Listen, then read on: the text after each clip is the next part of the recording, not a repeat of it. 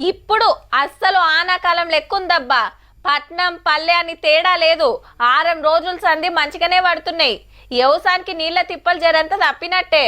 మొన్నటి దాకా ఎండకపోయినట్టున్న ప్రాజెక్టులు నిండు కుండలైనాయి. చెర్లు అలుగులు పోస్తుంటే ఊరోళ్ళది ఒక సంబురం కాదు. వ్యవసాయం పనులు గిన జోరు మీద ఉన్నాయి. ఇవాళ ఏడేడు ఎట్లుందో అంత తిరిగొద్దాం పండ్రి.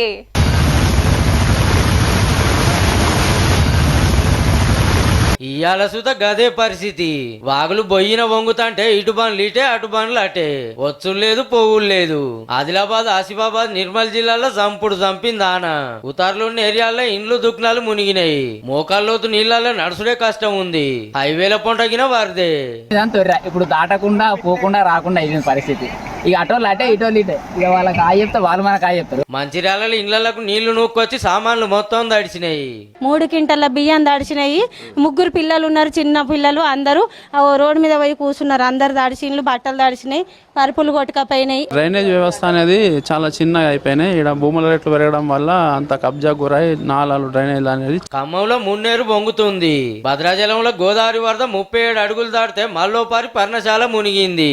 మహబూబ్ నగర్ నాగర్ కర్నూలు సుత పెద్ద ఆనలు పడ్డాయి. వాగులు పొంగిన కాడ గేట్లు ట్రాక్టర్లు అడ్డం పెట్టి పోలీసులు కావలున్నారు. కొల్లాపూర్లో పంట పొలాల పరిస్థితి గిట్లుంది.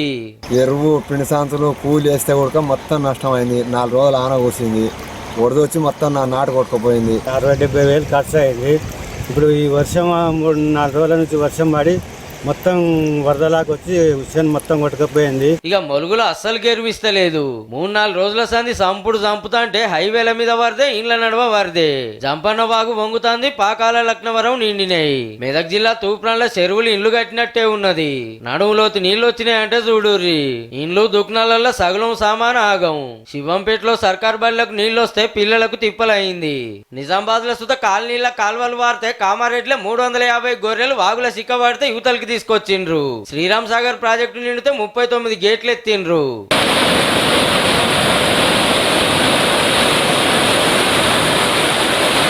జూరాల సాగర్ శ్రీశైలంలో గేట్లు కుల్లా పెడితే పబ్లిక్ బగ్గబోయి వస్తున్నారు. సెల్ఫీలు గుంజుడే గుంజుడు. సో ఇక్కడ వ్యూ చూసాము, చాలా ఎంజాయ్ చేసాము. డ్యామ్ గేట్స్ ఓపెన్ చేశారు కదా, చాలా బాగుంది. చాలా చల్లగా ఉంది, కూల్గా ఉంది. వెదర్ కూడా బాగుంది కదా, చాలా ఎంజాయ్ చేసాము మేము మా ఫ్యామిలీతో. మామూలుగా మేము ఎంతవరకు చూసిన ప్రతి దగ్గర కూడా సమ్ గవర్నమెంట్ పీపుల్ కానీ ఎవరో ఉండి అది మాన్యువల్గా అంతా ఆపరేట్ చేసేవాళ్ళు. బట్ ఇక ఆటోమేషన్ సిస్టమ్ ఇదంతా చూసేదానికి చాలా యూనిక్ గా ఉంది, చాలా బాగుంది. ఇక హైదరాబాద్ లో చూస్తే పొద్దటి సంధి తుప్పురే మొగులంతా మబ్బు పట్టే ఉన్నది. ఆడాడో డల్లు పడ్డది. 3 రోజుల తాతీల తర్వాత అందరు డ్యూటీలకు, ఈ స్కూళ్లకు, కాలేజీల బాట పట్టే వరకు ట్రాఫిక్ జాములు అయినాయి. ఈ ఇడుజుడు బరుపు గాదుల్లో మురుగునీటి బురుగు.